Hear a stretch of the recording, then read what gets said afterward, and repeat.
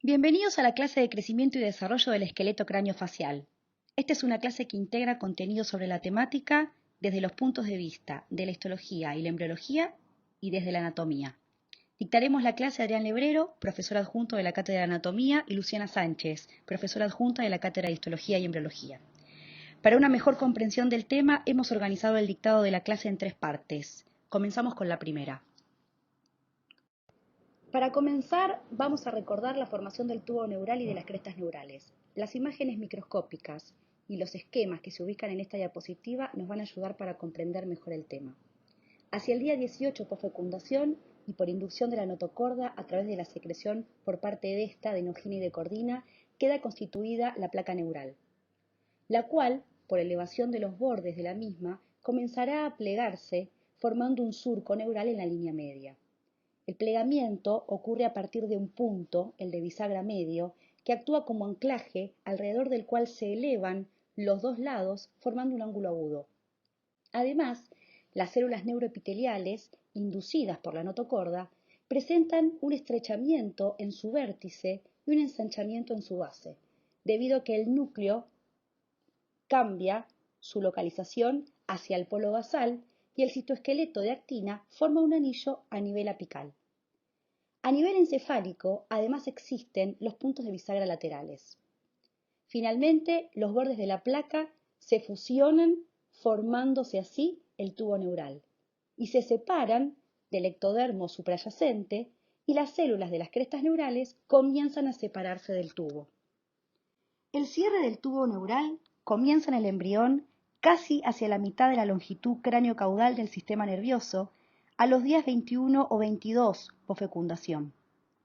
A lo largo de los 2 días siguientes, el cierre se extiende caudalmente como una doble cremallera, aunque a nivel craneal suelen quedar 2 zonas adicionales discontinuas de cierre. Los extremos cefálico y caudal del tubo neural que no se cierran se denominan neuroporos, anterior, el craneal, y posterior, el caudal. Los neuroporos, finalmente, se cerrarán. El neuroporo anterior o craneal lo hará hacia el día 25 y el neuroporo posterior o caudal lo hará hacia el día 27 posfecundación. La cresta neural se origina en células localizadas a lo largo de los márgenes laterales de la placa neural, como vimos en la diapositiva anterior. Las células de las crestas comienzan como consecuencia de una acción inductora del ectodermo no neural adyacente a la placa neural y posiblemente por el cercano mesodermo también. Las células de la cresta neural se liberan de la placa o del tubo neural a medida que éste se cierra, cambiando su morfología y propiedades desde las típicas de las células neuroepiteliales a las propias de las células mesenquimáticas. Podemos clasificar a las células de las crestas neurales en 3 tipos según el sentido de migración que éstas van a emprender.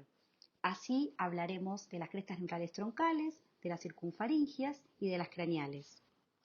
En la región de la cabeza, las células de la cresta neural incipientes empiezan a emitir prolongaciones que entran en la lámina basal subyacente al neuroepitelio mucho antes del cierre del tubo neural.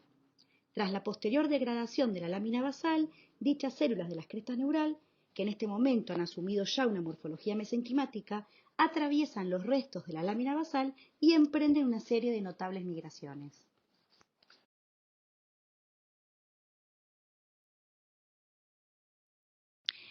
En nuestra clase anterior estudiamos a los arcos faringios y definimos que el núcleo central mesenquimático que los compone está constituido por los aportes de las células de las crestas neurales craneales o cefálicas y por los somitómeros cefálicos. En esta diapositiva podemos ver los derivados esqueletales de cada uno de estos arcos faringios. Como ya dijimos, el mesénquima para la formación de la región esqueletal del cráneo y de la cara deriva de las células de las crestas neurales craneales, las cuales migran en sentido rostral antes de que el tubo neural se cierre en la porción cefálica y de los somitómeros cefálicos del mesodermo paraxil. El mesodermo paraxil, los somitómeros, forman gran parte de los componentes membranosos y cartilaginosos del cráneo y todos los músculos voluntarios de la región craneofacial, como también vimos en nuestra clase anterior. Las células de las crestas neurales se originan del neuroectodermo de la región del prosencéfalo, del mesencéfalo y del romboencéfalo y migran en dirección ventral hacia el interior de los arcos faringios y en rostral en torno al prosencéfalo y a la placoda óptica para ingresar a la región facial. En estos sitios constituyen toda la cara y parte de las regiones membranosas y cartilaginosas del cráneo. Ahora bien, ¿cómo se forman estas estructuras esqueletales? Se forman mediante un proceso que se denomina osificación. Y vamos a recordar cuál era ese concepto. La osificación es la formación de tejido óseo por la síntesis y la secreción de matriz ósea orgánica, ¿recuerdan que se llamaba osteoide? Por parte de los osteoblastos. Esta matriz osteoide luego mineraliza y ocurre osificación en sitios donde previamente no existía tejido óseo, es decir, en estos sitios en los que se constituyó el mesénquima craneofacial. La osificación es un proceso que puede ser clasificado en dos tipos, una osificación directa, endomembranosa o intramembranosa, que ocurre cuando el desarrollo del hueso se produce directamente en el tejido conectivo primitivo embrionario, que recibe el nombre de mesénquima. El otro tipo de osificación es la osificación indirecta o endocondral, que ocurre cuando el desarrollo óseo tiene lugar sobre un molde preformado de cartílago hialino embrionario, rodeado de pericondrio y formado a partir de mesénquima. En esta diapositiva vemos los eventos principales de los dos tipos de osificación. Recomendamos que revisen y repasen el material de osificación que estudiamos en nuestra asignatura Histología y Embriología. La osificación directa se realiza a expensas de mesénquima. El mesénquima se condensa, es decir, las células mesenquimáticas se agrupan de modo tal que entre ellas es escasa la matriz extracelular. Los centros de osificación se caracterizan por presentar abundantes capilares, fibras colágenas y osteoblastos, estos diferenciados de células osteoprogenitoras. Son los osteoblastos los que comenzarán a sintetizar matriz extracelular ósea, orgánica, el osteoide, que se dispone formando espículas o listones de tejido óseo inmaduro o reticular que construyen una red tridimensional en forma de reticulado. En los espacios entre las espículas, el mesénquima luego se diferenciará a médula ósea. El tejido mesenquimático circundante externo a las zonas osificadas se diferencia en periósteo, estructura a partir de la cual el tejido óseo continuará creciendo por aposición. A este tejido, el tejido óseo primario reticular, lo sustituye después del nacimiento un tejido óseo de tipo laminar o maduro. Y el proceso a partir del cual esto ocurre es la remodelación ósea, como también hemos visto en la asignatura Histología y Embriología. En las zonas periféricas del hueso, el tejido óseo se dispone como tejido compacto, formando las tablas externa e interna. En la zona intermedia, el tejido óseo es de variedad trabecular o esponjosa y se denomina diploe o areolar. Esta osificación es típica de los huesos planos, que es un concepto que vamos a retomar más adelante con Adrián en nuestra tercera parte. Por su parte, la osificación indirecta endocondral también se realiza a expensas de un mesénquima. Lo que ocurre en este caso es que las células mesenquimáticas van a diferenciarse a condroblastos a partir de células condroprogenitoras.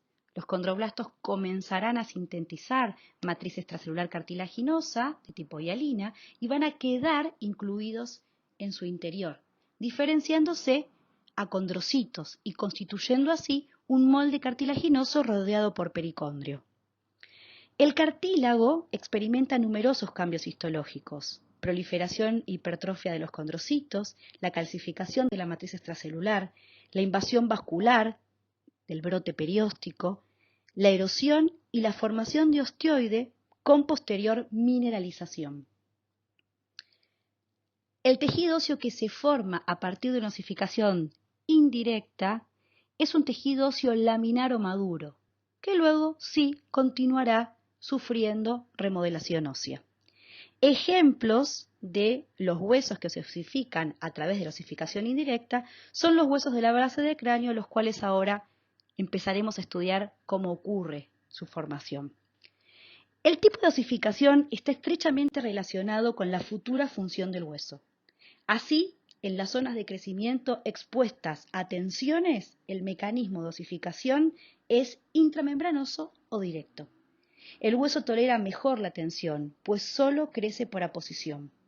En cambio, donde existen presiones, la osificación es de tipo endocondral y el cartílago, por ser rígido y flexible, soporta mejor la presión y el crecimiento allí es tanto aposicional como intersticial. Tengan en cuenta esta idea luego de que estudiemos cómo se osifica cada uno de los huesos del cráneo y de la cara. Bueno, y vamos a ver ahora qué aporte podemos hacer a estos conocimientos desde el punto de vista anatómico. Con Luciana están detallando los procesos de osificación de cada uno de los huesos del cráneo, después veremos la cara, de qué manera van a ir creciendo y qué características tienen estos procesos. Sin embargo, desde el punto de vista anatómico podemos generar algún aporte. Por ejemplo, y para empezar, necesitamos conocer cómo se subdivide el cráneo, porque si vamos a hablar de la osificación de, no sé, el parietal, de la osificación del maxilar superior, bueno, vamos a empezar subdividiendo el cráneo. Esto lo conocen, lo vimos en anatomía general y es solamente un repaso, ¿sí? Ustedes saben que la cabeza ósea, en realidad, más que el cráneo, yo diría la cabeza ósea, se subdivide en dos partes, cara y cráneo. Y el cráneo tiene a su vez una calota y una base. ¿Sí? Es decir, nosotros tenemos la calota craneal, calvaria también se la llama, y la base del cráneo. Esta es la base del cráneo. Por otro lado, la cara.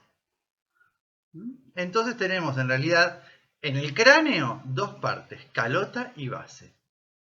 En la cabeza, tres partes, calota, base y cara. Y fíjense que entre paréntesis les anotamos, sinonimias. La calota craneal también la podemos llamar pleurocráneo. Pleurocráneo. Siempre que lean pleuro, me imagino una membrana. Pleurocráneo. Ya estamos hablando un poco del origen de estos huesos. Los huesos de la calota son los huesos del pleurocráneo, o también lo vamos a llamar neurocráneo membranoso. Neurocráneo tiene que ver con la función de estos huesos, que es proteger al sistema nervioso central, al encéfalo, ¿no? Neurocráneo membranoso. Acá ya te dice todo.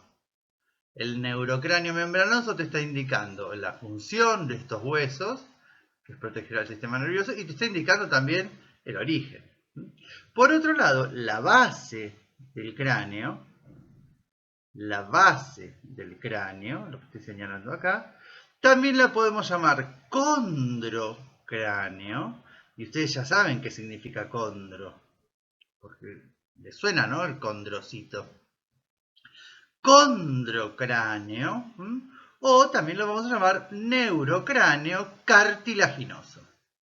Y esto es muy importante porque los huesos que tienen un origen cartilaginoso y los que tienen origen membranoso responden diferente. No solamente tienen un origen a nivel embriológico, también tienen una manera diferente de crecer en los años de crecimiento del individuo. Y también tienen una manera diferente de responder a los estímulos. Y si esto el odontólogo lo conoce, puede utilizarlo. Ya más adelante vamos a ver estos huesos de la cara, por ejemplo. Nosotros vamos a trabajar muchísimo como odontólogos, ustedes van a trabajar en los huesos de la cara principalmente, ¿no? Vamos a estar trabajando en los maxilares. Nosotros debemos conocer cómo es que se forman, cómo es que crecen estos huesos, porque si sabemos cómo crecen, podemos colaborar en ese crecimiento, guiar ese crecimiento con diferentes aparatologías. Si estamos viendo un chiquito que está teniendo alguna alteración en ese crecimiento de los maxilares, podemos incidir con diferentes aparatologías. Pero todo esto, para poder realizarlo, tenemos que conocerlo. Empezamos por ahora repasando estas tres partes. Ya supongo que ustedes conocen cuáles son los huesos de la calota, cuáles son los huesos de la base y cuáles son los huesos de la cara. Ahora vamos a ir viendo con Luciana de qué manera se forman estos huesos. Teniendo en cuenta lo que recién nos explicó Adrián, al esqueleto craneal podemos organizarlo en un neurocráneo y un viscerocráneo. A cada uno de ellos, a su vez, los podemos subclasificar teniendo en cuenta la osificación que presenta cada uno de sus componentes. El neurocráneo podrá ser cartilaginoso o condrocráneo, aquel que se osifica por osificación indirecta o endocondral, o un neurocráneo membranoso u osteocráneo, o desmocráneo o pleurocráneo, fíjense toda la sinonimia, aquel que se osifica por una osificación directa o intramembranosa. Asimismo, el viscerocráneo podrá ser cartilaginoso, el cual se osifica a través de una osificación indirecta o endocondral, o membranoso, el cual se osifica por osificación directa o intramembranosa. El neurocráneo rodea y protege al encéfalo, está constituido por la bóveda craneal o calota y por la base de cráneo. Las funciones que cumple son las de sostén y de protección del sistema nervioso central. Por su parte, el viscerocráneo está constituido por los huesos de la cara que envuelve a la cavidad bucal, la faringe y las vías respiratorias altas. Por eso es que las funciones que desarrolla están relacionadas con la respiración, la masticación, la fonación y la deglución. En este mapa conceptual podemos especificar cuáles son los componentes óseos que derivan del neurocráneo. Del neurocráneo cartilaginoso o condrocráneo se formarán el hueso esfenoides, excepto la hoja media de las apófisis pterigoides, el hueso etmoides, el hueso temporal, su porción petromastoidea, y el hueso occipital, solamente su porción inferior. El neurocráneo membranoso, u osteocráneo, está constituido por el hueso occipital, es decir, su escama y la porción interparietal, el hueso parietal y el hueso frontal en su totalidad, y del hueso temporal solo la escama. En este mapa conceptual lo que podemos ver son los derivados esqueletales del viscerocráneo. Del viscerocráneo cartilaginoso derivarán a partir de los cartílagos del primer arco faríngeo, que es el cartílago de Meckel, el martillo, el yunque y parte del maxilar inferior, que ya veremos en nuestra tercera parte de esta clase. A partir del segundo arco faríngeo, cuyo cartílago recibía el nombre de cartílago de Reichert, se formarán el estribo, otro de los huesecillos del oído, la apófisis, estiloides y el hueso hioides. Del viscerocráneo membranoso, es decir, aquel que presenta osificación de tipo directa, se van a formar el hueso nasal y el unguis, la apófisis cigomática del temporal, ambos maxilares superiores, malares, palatino, vómer, maxilar inferior. Parte de este, como dijimos antes, lo vamos a desarrollar en nuestra tercera parte de la clase. Vamos a comenzar a explicar la formación del condrocráneo, que constituirá la base de cráneo. En esta diapositiva estamos viendo un esquema que compara el lugar que ocuparán los futuros huesos que constituyen la base de cráneo en relación a los cartílagos embrionarios a partir de los cuales ocurre la osificación endocondral, y lo compara también con el contorno de un cráneo adulto. En esta vista sagital podemos ver cómo hacia la cuarta semana de vida intrauterina se encuentran desarrollando en paralelo el sistema nervioso central craneal, el intestino primitivo, los sarcofaringios y el neurocráneo cartilaginoso. El neurocráneo cartilaginoso o condrocráneo formará la base de cráneo. Hacia la cuarta semana de vida intrauterina, la futura base de cráneo está compuesta por una serie de cartílagos independientes, cartílago hipofisario, paracordales y precordales, que se ubican en la línea media, como vemos en la diapositiva. Los que se ubican frente al límite rostral de la notocorda, que termina a la altura de la glándula hipófisis en el centro de la silla turca, derivan de las células de las crestas neurales. Estos integran el condrocráneo precordal. Los que se localizan en la región posterior o caudal a los cartílagos paracordales se originan a partir de los esclerótomos occipitales formados por el mesodermo paraxil y crean el condrocráneo cordal. Estos se fusionarán con los cartílagos paracordales para formar la base del hueso occipital. La base de cráneo se forma cuando estos cartílagos se fusionan y experimentan la osificación endocondral, como veremos a continuación. Hacia la sexta semana de vida intrauterina, lateralmente el condrocráneo está constituido por pares de cartílagos que se asocian a las placodas, que como vimos en la clase anterior, corresponden a primordios epiteliales de los órganos de los sentidos. Así, la cápsula nasal rodea a las vesículas olfatorias, los cartílagos órbitoesfenoides a las vesículas ópticas y la cápsula óptica o auditiva a las vesículas ópticas. La condrificación del condrocráneo cefálico al extremo de la notocorda se produce por la inducción de la placa precordal, mientras que, para la caudal, es la propia notocorda la que actúa como inductora. Tardíamente, la notocorda desaparecerá de los cuerpos vertebrales, persistiendo como el núcleo pulposo de la zona central de los discos intervertebrales. Hacia la octava semana de vida intrauterina, todos los precursores del condrocráneo que antes mencionamos se fusionan para formar una estructura cartilaginosa continua que se extiende desde el futuro foramen magno o agujero occipital hasta el área infraorbitaria, como estamos viendo en este dibujo.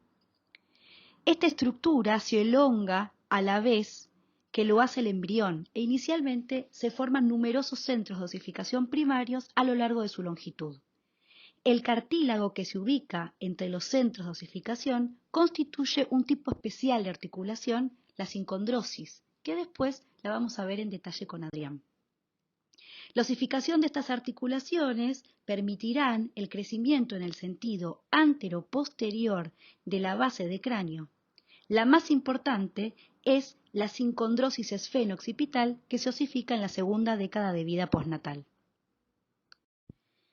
El condrocráneo se origina al fusionarse el etmoides, el esfenoides y parte del occipital y de los huesos temporales. Estos dos últimos incorporarán componentes membranosos a partir de la 10ª semana de vida intrauterina, constituyéndose como huesos combinados, tal como estamos viendo en el dibujo de esta diapositiva. Estas dos imágenes comparan la evolución de la base de cráneo entre la semana 8 y la semana 12 de la vida intrauterina. Algo muy interesante a destacar es que en paralelo a que ocurre la osificación del condrocráneo, se han formado estructuras nobles nerviosas, como los diferentes pares craneales y como ya hemos visto en la cuarta semana, las vesículas encefálicas, estructuras glandulares como la glándula hipófisis que asienta sobre la silla turca del efenoides y vasculares como arterias y venas. La ubicación o el trayecto de estos son respetados durante la osificación de la base de cráneo, constituyéndose accidentes de endo y exocráneo que ustedes estudiaron en el módulo de aparato locomotor de anatomía como orificios, como agujeros, hendiduras y conductos. Por ejemplo, por el agujero occipital atravesará la protuberancia, por el agujero oval el nervio maxilar inferior, por el conducto aductivo interno el nervio facial.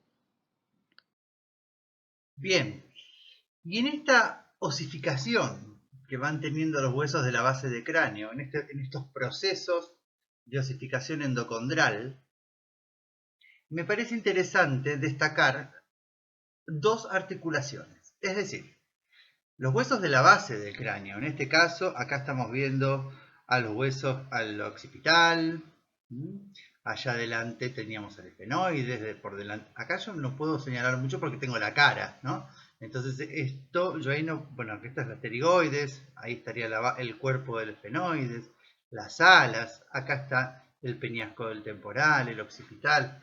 Fíjense que estos huesos de la base del cráneo van a tener un origen cartilaginoso, pero además están relacionados entre sí. No todos, pero hay algunos que tienen una relación muy importante también a partir de cartílagos. Fíjense, este es un corte sagital. Y en este corte sagital yo puedo reconocer, fíjense acá, la fosa cerebelosa, ahí está el peñasco, acá está, este es el cuerpo del esfenoides, ¿no? La silla turca. Acá adelante tenemos, bueno, este es el frontal, esta es la lámina la crista galli, acá está, tenemos parte del etmoides y del esfenoides. En esta línea sagital me interesa mostrarles dos articulaciones, dos sincondrosis. Tenemos que retroceder a la primer clase del año, la primera clase del año, hace un montón. Esto fue cuando empezábamos a estudiar las características generales de la anatomía y en particular las generalidades de la osteología y de la artrología. Ese día dijimos que las articulaciones inmóviles, es decir, articulaciones que no pueden generar movimiento, se clasificaban en dos grupos, las sin fibrosis y las sincondrosis. Sincondrosis es aquella articulación que no puede producir movimientos, pero es una articulación en la que los dos huesos están relacionados a través de un tejido cartilaginoso. En este caso hay dos sincondrosis en la base del cráneo. Hay dos sincondrosis en la base del cráneo fundamentales en el crecimiento de la base del cráneo. La sincondrosis esfenoetmoidal y esfeno-occipital. Fíjense, las dos tienen que ver con el esfenoides, el esfenoides con el occipital, el esfenoides con el etmoides. La sincondrosis esfeno-occipital, acá atrás, perdón, ahí, ¿recuerdan cuando el cuerpo del esfenoides con la apófisis basilar del occipital? Acá. ¿Sí? Ahí hay un cartílago de crecimiento, un cartílago que responde a una hormona, que es la hormona de crecimiento. Este cartílago de crecimiento permite el crecimiento en el sentido antero-posterior de la base del cráneo. Es decir, fíjense que la base del cráneo crece, aumenta de tamaño en sentido antero-posterior gracias a esta articulación, a la sincondrosis esfeno-occipital. Es una sincondrosis que se encuentra en la base del cráneo entre dos huesos de origen cartilaginoso. Y un poco más adelante, la sincondrosis esfenoetmoidal, esa sincondrosis que mucho tiempo antes se va a cerrar, que no es tan importante como la otra, pero que también es interesante señalarla, ¿sí? Son dos articulaciones con tejido cartilaginoso interpuesto,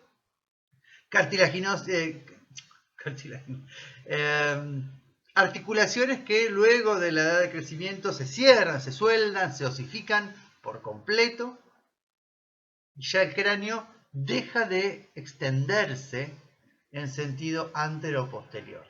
Me parecía interesante señalar estas dos sincondrosis en este momento, cuando estamos analizando el crecimiento y la osificación de la base del cráneo. Teniendo en cuenta todos los contenidos que hemos visto hasta aquí relacionados con la osificación del condrocráneo, podemos comparar el cráneo de un adulto con el cráneo cartilaginoso embrionario. Se los dejo para que lo vean ustedes. Vamos a ver ahora la osificación de los huesos del neurocráneo y del viscerocráneo membranoso. Por ejemplo, los huesos parietales y frontal son puramente membranosos, dado que se osifican directamente a partir del mesénquima. Y esto es a partir de la formación de espículas óseas semejantes a una lámina que derivan de este tejido mesenquimático. Las espículas, de manera progresiva, irradian desde los centros de osificación primarios hacia la periferia, como estamos viendo en esta diapositiva. Con el crecimiento durante la vida fetal y postnatal, los huesos membranosos ganan tamaño mediante la posición de capas nuevas en la superficie externa, así como por la reabsorción simultánea en su cara interna. Es a partir de la semana 10 de vida intrauterina que comienzan a formarse las espículas óseas, por ejemplo, la del hueso frontal, y de la escama del occipital, como estamos viendo, que corresponden al neurocráneo, y también comienzan a formarse parte de la escama del temporal y huesos que constituyen al víscerocráneo membranoso. Hacia los 3 meses, entonces podemos observar huesos frontales, parietales, las escamas del hueso occipital y del hueso temporal constituidas. Con respecto al víscerocráneo, que corresponde a los huesos de la cara, deriva ante todo de los 2 primeros arcos faringios. El primer arco da origen a la porción dorsal, el proceso maxilar, que se extiende hacia adelante por debajo de la región del ojo y da origen al maxilar, al hueso cigomático y parte del hueso temporal. La porción ventral, el proceso mandibular, que contiene el cartílago de Meckel. El mesénquima en torno al cartílago de Meckel se condensa y presenta osificación intramembranosa para dar origen a la mandíbula, que ya la vemos en nuestra tercera parte de esta clase. El cartílago de Meckel desaparece, excepto en el ligamento esfenomandibular. El extremo dorsal del proceso mandibular, junto con el del segundo arco faringio, da origen más tarde a los huesecillos del oído, yunque, martillo y estribo. La osificación de los 3 huesecillos del oído interno inicia en el 4º mes y los convierte en los primeros huesos en alcanzar la osificación completa. El mesénquima para la formación de los huesos de la crada, incluidos los huesos nasales y lagrimales, deriva completamente de las células de las crestas neurales craneales. Al inicio, y como estamos viendo en esta imagen, el víscerocráneo es mucho más pequeño comparativamente con el neurocráneo. Este aspecto deriva de la ausencia virtual de aire en los senos paranasales y el tamaño pequeño de los huesos, en particular de la mandíbula y el maxilar. Vamos a retomar este tema en nuestra segunda parte de la clase. Al finalizar el 4º mes de vida, estamos observando no solamente los huesos tanto del neurocráneo como del víscerocráneo membranosos constituidos, sino también la aparición de fontanelas y de suturas, y es un contenido que veremos más adelante. Tengamos en cuenta que con el crecimiento durante la vida fetal y luego del nacimiento, todos estos huesos membranosos ganan tamaño mediante la posición de capas nuevas en su superficie externa, así por la reabsorción simultánea en su cara interna. Este es un ejemplo del proceso de modelación ósea. ¿Se acuerdan? Nosotros lo vimos en nuestra clase de tejido óseo en la asignatura Histología y Embriología. En él, osteoblastos y osteoclastos actúan de modo desacoplado y en superficies diferentes. Por eso, las consecuencias de este proceso son los cambios en las formas de los huesos y en su crecimiento posterior. En este cuadro comparativo podemos definir los centros de osificación de cada uno de los huesos que hemos estudiado hasta aquí. El hueso frontal presenta 2 centros de osificación directos en la región supraorbitaria y un centro de osificación indirecto a nivel de la espina nasal anterior. El hueso occipital presenta 3 centros de osificación en la escama, que son de osificación directa, y 4 centros de osificación indirecto que reciben el nombre de base occipital, supraoccipital y 2 centros exooccipitales. El hueso parietal presenta 2 centros de osificación directos. Es un hueso que se forma puramente a través de osificación directa. El hueso etmoides es un hueso que se forma a partir de 2 centros de osificación indirectos, condroetmoides y cápsula nasal. Es un hueso que tiene una osificación completamente indirecta. El hueso esfenoides presenta 2 centros de osificación directos, uno ubicado en la porción orbitaria de las alas mayores y la hoja media de la apófisis pterigoides, y presenta 5 centros de osificación indirectos, órbitoesfenoides, temporoesfenoides, preesfenoidal y un par a nivel de las língulas. El hueso temporal también es un hueso que tiene osificación combinada, presenta 2 centros de osificación directa, la escama y la apófisis cigomática, y presenta como centros de osificación indirectos, a nivel de la porción petromastoidea, es decir, peñasco y apófisis mastoide, la cápsula óptica. Porción timpánica, a partir de los extremos de los cartílagos del primero, del segundo arcofaringio, que originan, como dijimos antes, los huesecillos del oído interno, y la porción estiloidea, que deriva a partir del segundo arcofaringio. Los huesos del neurocráneo membranoso permanecen como estructuras independientes durante el desarrollo fetal e incluso al nacimiento están separados por suturas que presentan tejido mesenquimático con capacidad osteogénica. Las intersecciones entre las suturas, donde confluyen como mínimo 3 huesos, se encuentran ocupadas por áreas más extensas de tejido conectivo que se llaman fontanelas. Las principales son la anterior, entre el hueso frontal, y las dos parietales, y la posterior, entre las dos parietales en el occipital, como veremos ahora con Adrián. Las suturas y las fontanelas permiten a los huesos del cráneo superponerse durante el parto. Poco después del nacimiento, los huesos membranosos recuperan su posición original y el cráneo se aprecia grande y redondo, como también veremos en las próximas diapositivas con Adrián. De hecho, el tamaño de la bóveda es grande en comparación con la región facial pequeña, como antes mencionamos. Varias suturas y fontanelas siguen siendo membranosas durante un periodo considerable tras el nacimiento, lo que permite a los huesos de la bóveda seguir creciendo, acompañando así el crecimiento postnatal del encéfalo. Si bien un niño a los 7 años de edad, por ejemplo, casi ha alcanzado su capacidad craneal total, algunas suturas permanecen abiertas hasta la edad adulta. En la mayor parte de los casos, la fontanela anterior, la cual ahora nos explicará Adrián, se cierra a los 18 meses de edad, en tanto que la posterior lo hace entre el primero y el segundo mes de vida. Bien, y acá vemos en una foto, un dibujo en realidad, de una cabeza ósea de un recién nacido y podemos reconocer, fíjense, el tamaño de estas áreas membranosas que llamamos fontanelas. La importancia, el protagonismo que tienen las fontanelas en la cabeza ósea de un recién nacido. ¿Sí? Cuando uno mira la cabeza ósea de un adulto, podemos decir que son huesos relacionados a través de suturas. Y cuando uno mira la cabeza ósea de un recién nacido, podemos decir que son fontanelas, son membranas, que relacionan áreas osificadas. Acá hay un gran protagonismo, llama mucho la atención estas fontanelas, ¿no? Yo acá estoy señalando solamente estas tres, las tres que veo en esta vista, ¿sí?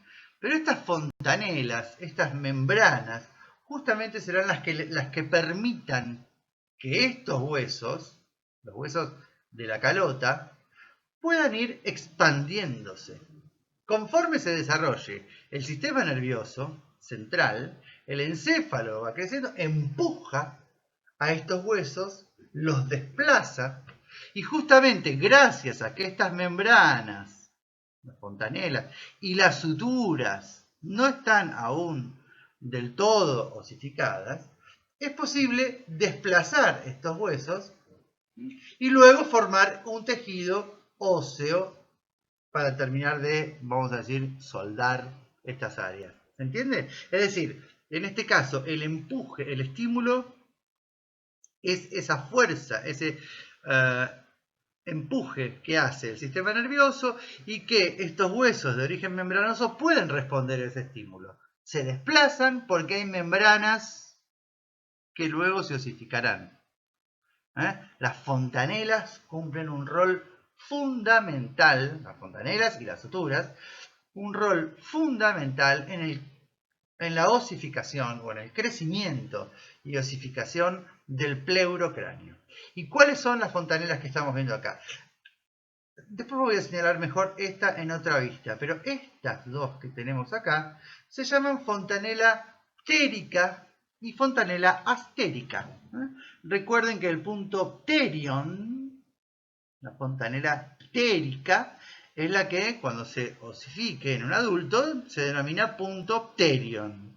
Y este pterion es el que se forma acá, donde se relacionan el ala mayor del efenoides, el parietal, el temporal, una parte del frontal. Hacia atrás, el punto asterion se forma cuando se osifica justamente la fontanela astérica, occipital, parietal, temporal. Fontanela astérica. artérica. Y tenemos más fontanelas, porque si estamos hablando de la importancia de las suturas y de las fontanelas en la cabeza ósea del recién nacido, quiero que las vean. Una vista superior. Acá tenemos una vista superior de la cabeza ósea. Y esto es una foto, Esto es una fotografía, ya no es un dibujo. Miren acá estos dos huesos, que son los parietales. Y acá tenemos, fíjense, los dos mitades del hueso frontal. Los dos frontales que luego se osifican. Esta se transformará en lo que se llama sutura metópica. Esta será la sutura coronal. Esta será la sutura media sagital. Y esta gran fontanela, miren lo que es el tamaño de esta fontanela. Esto es una membrana. El recién nacido uno toca ahí en la calota y podemos reconocer esta gran fontanela. Bregma. Fontanela bregmática. Repito, la fontanela bregmática es la que se forma entre los parietales y el hueso frontal, o en este caso, acá lo podemos ver entre las dos mitades del hueso frontal, ¿no? Estas dos mitades, recuerden que cuando se unen, forman acá lo que se llama la sutura metópica. Se ubican de lo que estamos hablando, ¿no? Esto lo vimos cuando describíamos el hueso frontal, también hace mucho tiempo. Entonces, fíjense cómo acá tenemos la sutura, bueno, la futura sutura, primero con F y después con S, la futura sutura metópica. Acá tenemos lo que va a ser la sutura coronal, acá tenemos lo que va a ser la sutura media sagital y esta membrana inmensa que tenemos en la línea media, pero más bien hacia adelante, no está en la mitad, sino de la mitad hacia adelante. Esta es la fontanela bregmática. Acá atrás vamos a tener otra que la voy a señalar en otra imagen. Acá está. Esta es la sutura media sagital y esta sutura media entre los dos parietales y este es el occipital forman acá esta letra, uno diría una Y invertida. En realidad se llama lambda. La Y invertida en el alfabeto griego se llama lambda. Por eso, a este punto se lo llama fontanela lambdoidea. Fontanela lambdoidea. ¿Qué es esta fontanela? Es el punto donde se relacionan los dos parietales y el hueso occipital, aquí atrás. Por supuesto que esto luego se transformará en una sutura, porque fíjense que todas estas áreas son áreas membranosas, las que vimos en las imágenes anteriores y esta. Acá tenemos, acá hay otra, esta es la fontanela. Y por supuesto, todas estas fontanelas luego se osificarán. Acá tenemos otra foto de un cráneo. Y esa gran fontanela. Y más adelante en el tiempo, esa fontanela comienza a cerrarse. Fíjense cómo acá ya tenemos la indentación. Se van formando, miren acá, como ya en el adulto tenemos directamente esa, sí, se llama indentación, ¿no? Como son superficies irregulares, picos irregulares que se introducen uno en el otro. Un parietal con el otro unidos fuertemente a través de esta sutura dentada, por eso se llaman indentación. Miren acá, esos picos. Y lo mismo acá, a nivel entre el frontal y los parietales. Miren cómo ya desapareció acá la sutura metópica, ni se ve. Acá teníamos el punto bregma, que ya no lo vemos. Acá está, miren. Bregma, cómo fue desapareciendo. Miren, estas suturas, estas indentaciones, permiten a los huesos una gran estabilidad. Es una sutura donde no hay movimientos. Obviamente uno no puede mover un parietal y el otro, ¿sí? O mover los parietales por un lado y el frontal. No hay movimientos entre estos huesos porque están unidos a través de una sutura, pero una sutura dentada, una sutura que le va a dar una gran firmeza a esa unión. ¿Sí? Distintas son las suturas a bisel, que permiten un desplazamiento durante la edad de crecimiento, que eso lo vamos a ver en otras imágenes. Bien, me parece que es momento de parar un ratito, ¿sí? Antes de continuar con el próximo video y de seguir analizando cómo es que van creciendo y se va desarrollando nuestra cabeza, nuestra cara, vamos a parar unos minutos, descansamos y luego retomamos.